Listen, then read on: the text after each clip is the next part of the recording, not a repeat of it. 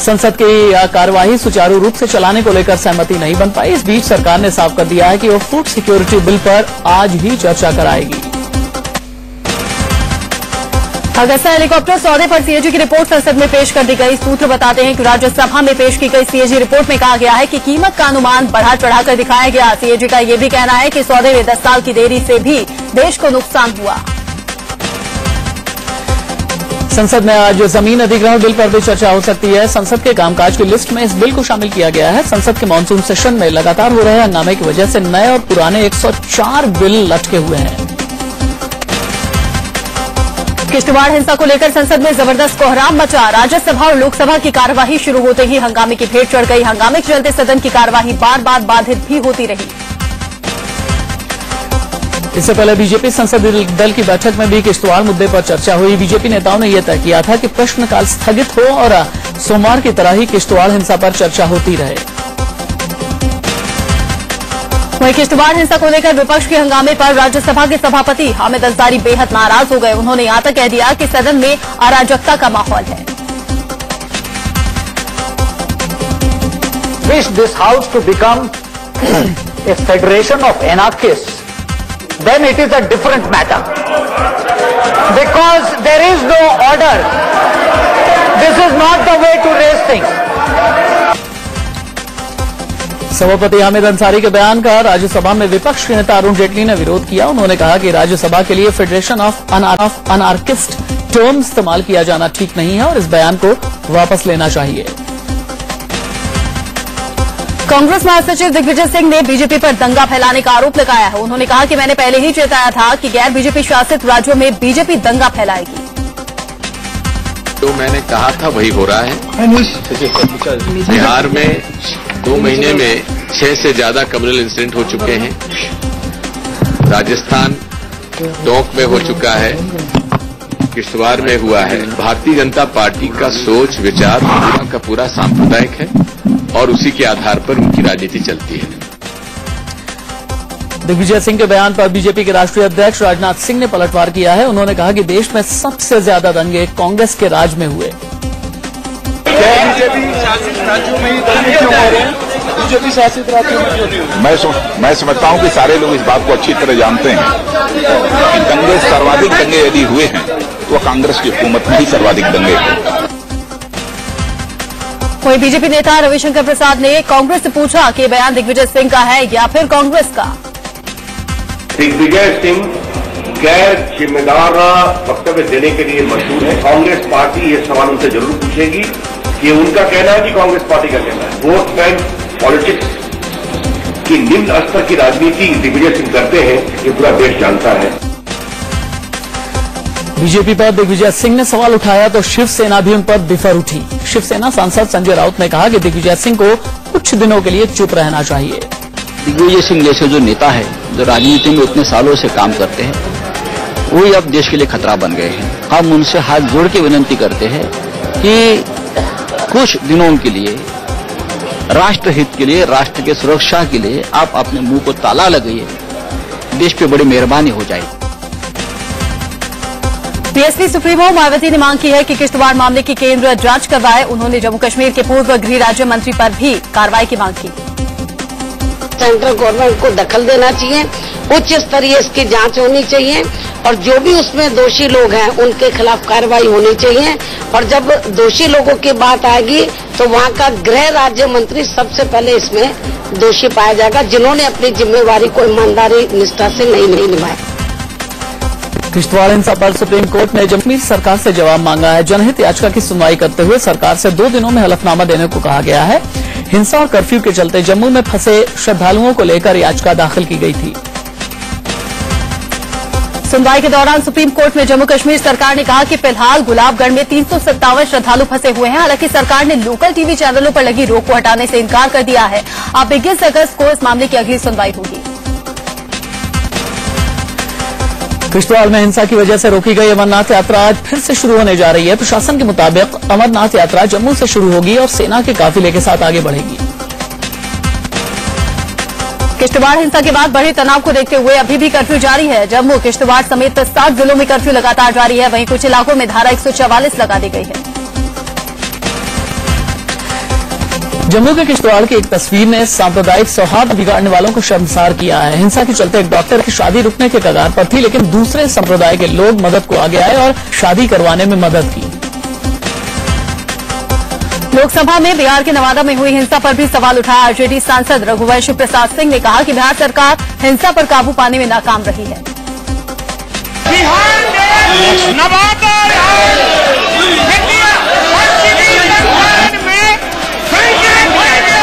सरकार के नियंत्रण में दंगा फैल गया महोदया। बिहार के नवादा में हुए दंगे को लेकर जेडीयू ने भी दिग्विजय के ही अंदाज में बीजेपी को घेरा है।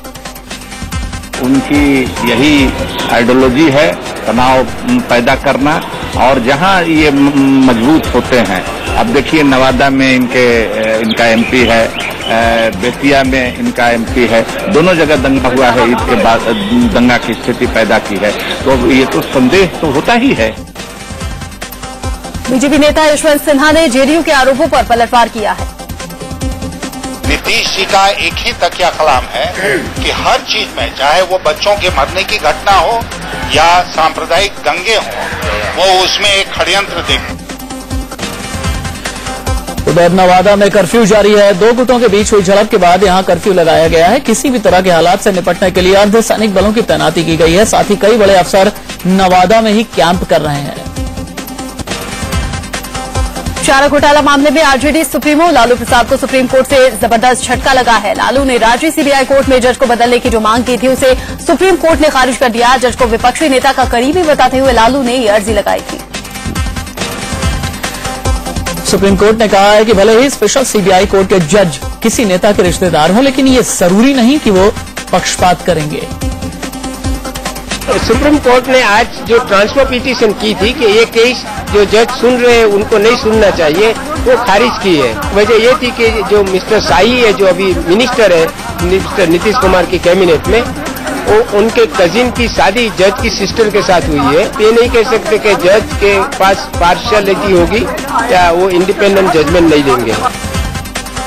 सुप्रीम कोर्ट ने यह भी कहा कि स्पेशल सीबीआई कोर्ट के जज जो साल 2011 से केस की सुनवाई कर रहे हैं, तो फिर आज जाकर क्यों आपत्ति जताई गई? उन्होंने ऑब्जर्वेशन में तो यही कहा कि ये जब जज 2011 नवंबर से सुन रहे हैं, तो जो पिटीशन फाइल की वो लेट फाइल की है। और दूसरा ऑब्जर्वेशन ये किया कि हम होप करते हैं कि जज, प्रोसिक्यूटर और एक्यूज के वकील सब अच्छी तरह से काम करेंगे। लालू प्रसाद ने रांची की सीबीआई कोर्ट का जज बदलने की मांग की थी। लालू ने जज को जेडीयू नेता और नीतीश सरकार के मंत्री पीके शाही का रिश्तेदार बताया था। जज बदलने की याचिका झारखंड हाईकोर्ट से खारिज होने के बाद लालू ने सुप्रीम कोर्ट का दरवाजा खटखटाया था। झारखंड के चाईबासा में 1990 में ट्रेजरी से 37.7 करोड़ रुपए की हेराफेरी हुई थी। कई लोगों पर इस घोटाले का आरोप लगा, जिसमें लालू भी शामिल है। लालू का मामला रांची के सीबीआई कोर्ट में चल रहा है। फूड सिक्योरिटी बिल का मौजूदा ड्राफ्ट नरेंद्र मोदी को मंजूर नहीं। इस बाबत मोदी ने प्रधानमंत्री मनमोहन सिंह को चिट्ठी लिखी है। चिट्ठी में उन्होंने कहा है कि इस बिल से गरीबों के लिए खाद्य असुरक्षा पैदा हो जाएगी। फूड सिक्योरिटी बिल को लेकर मोदी ने प्रधानमंत्री से देश के सभी मुख्यमंत्रियों की बैठक भी बुलाने की मांग की है। उन्होंने कहा कि ये एक ऐसा मुद्दा है जिससे केंद्र और राज्य सरकारें दोनों का वास्ता है, इसलिए राज्यों से भी राय लेनी चाहिए। मोदी की पीएम को चिट्ठी पर कांग्रेस महासचिव दिग्विजय सिंह ने निशाना साधा है। ट्विटर पर दिग्विजय ने लिखा है कि मोदी को बीजेपी पार्लियामेंट्री पार्टी पर ही भरोसा नहीं है, तभी तो फूड सिक्योरिटी बिल पर वो सीधे प्रधानमंत्री को चिट्ठी लिख रहे हैं। ये तो सुषमा स्वराज के खिलाफ अविश्वास का मामला है। दिग्विजय ने ट्विटर पर यह भी लिखा है कि बीजेपी और इसके बड़े नेता गरीबों का खाद्य सुरक्षा देने के हक में नहीं है। इससे साबित होता है कि वो गरीब विरोधी हैं। गरीबों के हित वाली सभी योजनाओं का बीजेपी विरोध करती है। ओबामा की कॉपी करने का आरोप झेल रहे नरेंद्र मोदी ने पलटवार किया है। उनका कहना है कि ओबामा ने तो साल 2008 में यस वी कैन का नारा दिया था, जबकि उन्होंने ये नारा 2004 में ही दे दिया था। दरअसल रविवार को हैदराबाद की रैली में मोदी ने यस वी कैन का नारा दिया था। तब कांग्रेस महासचिव ट्विटर पर उनकी खिल्ली उड़ाते हुए नजर आए थे। उन्होंने लिखा था कि अब हमारे पास भी एक नकली देसी ओबामा है और फेंकू पूरे फॉर्म में है। पाकिस्तानी सैनिकों की तरफ से एलओसी पर सीज फायर का उल्लंघन लगातार जारी है। एक बार फिर पुंछ के बालाकोट, मेंढर, हमीरपुर में पाकिस्तानी सेना ने फायरिंग की है। देर रात से गोलीबारी शुरू हुई, जो तड़के सुबह तक चलती रही। पाकिस्तान की तरफ से अंतर्राष्ट्रीय सीमा पर भी फायरिंग की गई। जम्मू के रामगढ़ सेक्टर में सीमा पार से बीएसएफ जवानों को निशाना बनाकर पाकिस्तानी सेना ने फायरिंग की। फायरिंग में किसी के हताहत होने की खबर नहीं है। सोमवार देर शाम भी पाकिस्तान की तरफ से पुंछ के मेंढर में सीज फायर का उल्लंघन किया गया। सोमवार को दिन में भी पाकिस्तान ने जम्मू के सांबा सेक्टर में और कोठे चौकी पर भी फायरिंग की। इससे पहले रविवार रात से लेकर सोमवार सुबह तक एलओसी पर पुंछ में दुर्गा बटालियन और तिगवार में पाकिस्तान की तरफ से फायरिंग की गई, जिसका भारत की तरफ से भी जवाब दिया गया। पाकिस्तान लगातार सीज फायर का उल्लंघन भी कर रहा है और हेकड़ी भी दिखा रहा है। पाकिस्तान ने इस्लामाबाद में भारत के डिप्टी हाई कमिश्नर को सोमवार को तलब कर एलओसी पर फायरिंग को लेकर विरोध जताया था।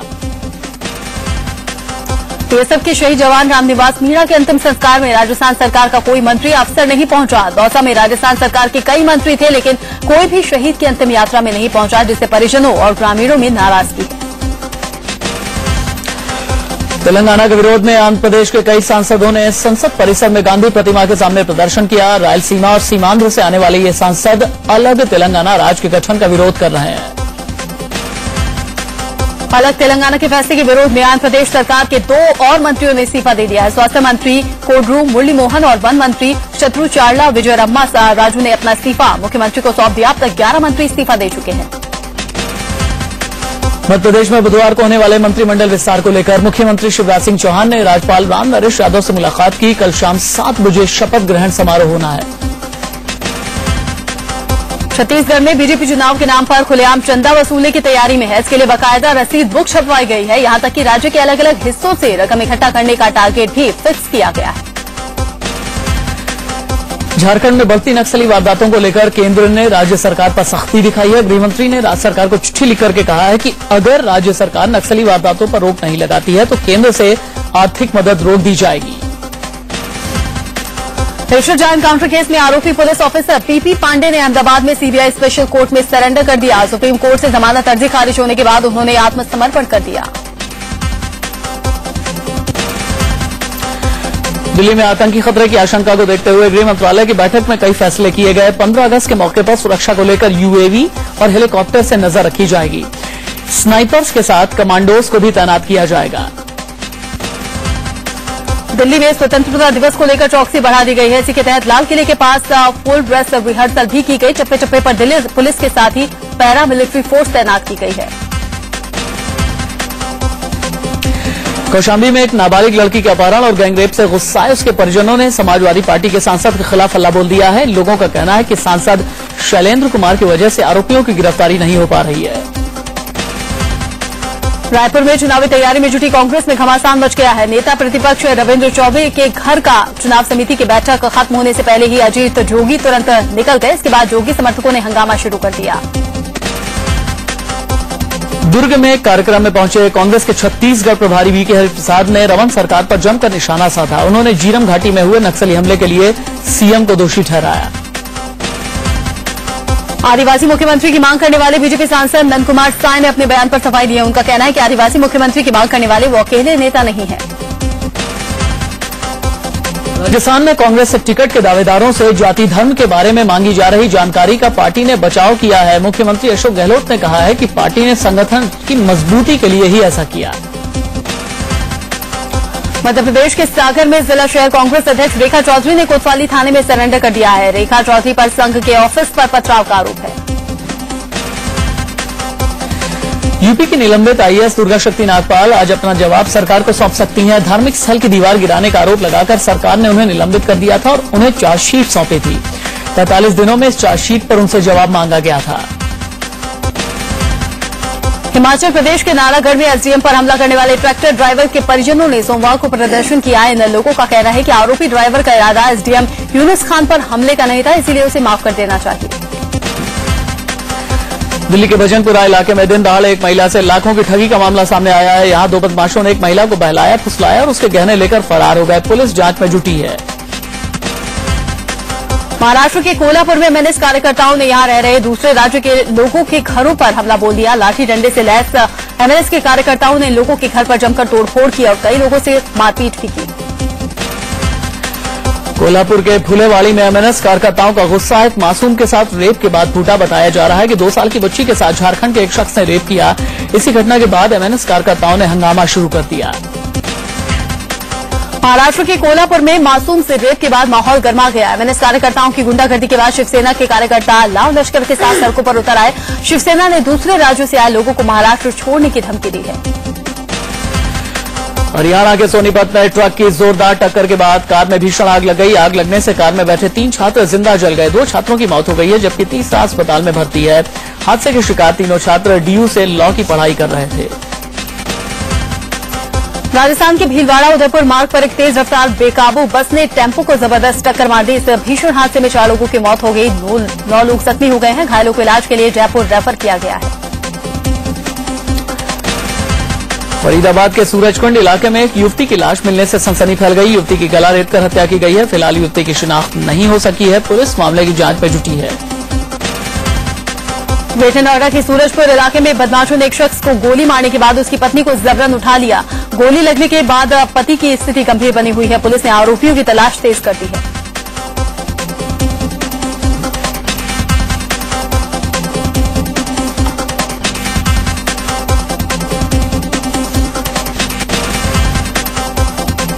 जयपुर में राजस्थान यूनिवर्सिटी के स्विमिंग पूल में एक छात्र की डूबने से मौत हो गई। ये छात्र अपने कुछ दोस्तों के साथ देर रात चोरी छिपे स्विमिंग पूल पर पहुंचे थे। पुलिस मामले की तफ्तीश में जुटी है।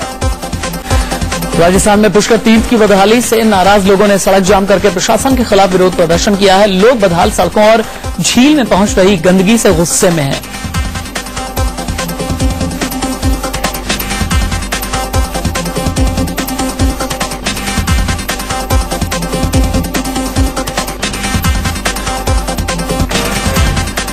दिल्ली के गोकुलपुरी इलाके में एक महिला को अपने पति का मां के साथ जाकर ईद मनाना नागवार गुजरा। नाराज पत्नी ने पति को मायके बुलाकर 3 दिन तक बंधक बना करके रखा। जब इससे भी उसका दिल नहीं भरा तो पति को तेजाब पिलाने की कोशिश की गई। लखनऊ में एक शख्स ने बेटे की चाहत में अपनी पत्नी को तेजाब से जला दिया। तेजाब से जलाने के बाद यासीन ने अपनी पत्नी को घर में कैद कर दिया। 5 दिन बाद रेशमा के मायके वालों ने उसे कानपुर के अस्पताल में भर्ती करवाया।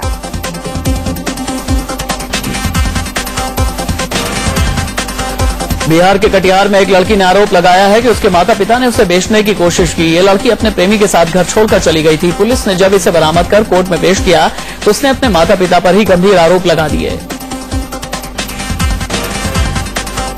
पंजाब के तरनतारन में एक एसपी के बड़े फर्जीवाड़े का पर्दाफाश हुआ है। एसपी ने अपनी बेटी को एमबीबीएस में दाखिला दिलाने के लिए नकली सर्टिफिकेट जारी करवा दिया। इस सर्टिफिकेट में दिखाया गया था कि एसपी आतंकवादियों के साथ लड़ते हुए मारे गए थे।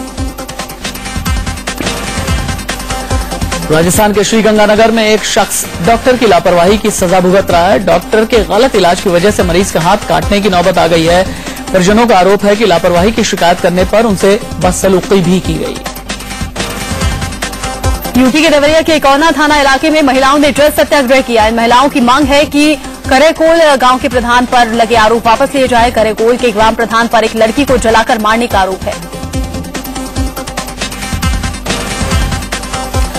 गुड़गांव के एमजी रोड पर मंचलों पर लगाम कसने के लिए अब महिला आरएएफ के दस्ते की तैनाती की गई है। 50 से ज्यादा महिला कांस्टेबल 24 घंटे एमजी रोड पर तैनात रहेंगी। एमजी रोड पर छेड़खानी की बढ़ती घटनाओं को रोकने के लिए ये कदम उठाया गया। छत्तीसगढ़ के कसरोल में कस्तूरबा गांधी आवासीय विद्यालय की लड़कियों ने सुपरिटेंडेंट को हटाने की मांग की है। लड़कियों का आरोप है कि स्कूल में उनका शारीरिक और मानसिक तौर पर उत्पीड़न किया जाता है। दिल्ली के कई हिस्सों में आज एक बार फिर झमाझम बारिश हुई। बारिश से उमस भरी गर्मी से राहत तो मिली, लेकिन कई जगह जलजमाव की वजह से लोगों को परेशानी का सामना करना पड़ा। कई इलाकों में सड़कों पर लंबा जाम भी लग गया। इसके अलावा एनसीआर के कई हिस्सों में बारिश हुई। गाजियाबाद में भी बारिश से मौसम सुहाना हो गया। हालांकि कई इलाकों में जलभराव से लोगों को दिक्कतें आई। उत्तराखंड में आई आपदा के चलते 12 साल में होने वाली नंदा देवी राजजात यात्रा पर भी संकट के बादल मंडराने लगे हैं। मंदिर समिति ने फैसला किया है कि नंदा देवी की डोलियां अब हेमकुंड जाने के बदले बेदनी कुंड और बालपाटा तक ही जाएगी। उत्तराखंड में अलकनंदा नदी एक बार फिर से उफान पर है। इतना ही नहीं, नदी ने अपना रुख भी बदल लिया है, जिसके चलते पीपरकोटी, चमोली, नंद्रप्रयाग, कर्णप्रयाग, रुद्रप्रयाग, श्रीनगर और देवप्रयाग जैसे इलाकों पर खतरा मंडराने लगा है। व्यास में आई बाढ़ की वजह से कपूरथला में हजारों एकड़ की फसल डूबकर बर्बाद हो चुकी है। एडवांस बांध के भीतर 2 गांव में पिछले 5 दिनों से बाढ़ का पानी घुसा है। इसके चलते यहां के लोगों का हाल बेहाल है।